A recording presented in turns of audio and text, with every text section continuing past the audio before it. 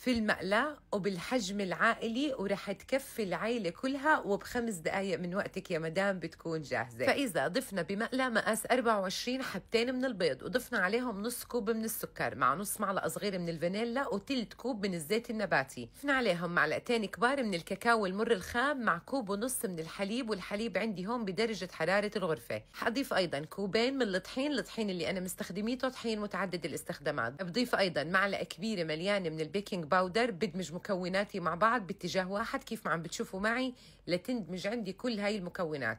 وطبعا لأكد عليكم انه هون الغاز لساته عندي مطفي. اندمجت عندي كل المكونات مع بعض، والمقادير اللي اعطيتك اياها كافيه انها تعمل لك قوام ممتاز 100%، فما تزودي او تضاعفي الكميه. تبعي كليات المقادير وكليات الخطوات اللي عملناها بنفس مقاس المقلاة. رح اغطي المقلاة وعين الغاز المتوسطه ولكن على ادنى درجه حراره، يعني على الشمعه. وبالنسبه لغطايه المقلاة المفروض تكون محكمه الاغلاق، ولو فيها نفس سكري بالقصدير. بخلاط الشاف او اي شيء بيخلط عندك رح اضيف نص كوب من السكر، 3 معالق كبار من الكاكاو المر الخام، ربع معلقة صغيرة من الفانيلا، كوب إلا ربع من الحليب بدرجة حرارة الغرفة أو بارد مش كتير بتفرق. بخلطهم كتير منيح لمدة دقيقتين. بعد هيك رح أضيف تلت كوب من الزيت النباتي، وبكمل خلط لمدة دقيقتين أو 3 ليتكون عندي صوص شوكولاتة، إشي من اللي بيشتهيه قلبكم. ولو حبيتوا القوام يكون معاكم أتقل من هيك أكيد بتقدروا تضاعفوا كمية الزيت النباتي. هون عندي الكيكة بعد ما استوت معي تماما ومرق عليها 30 دقيقة بالضبط، وكيف ما قلت لكم على أدنى درجة حرارة.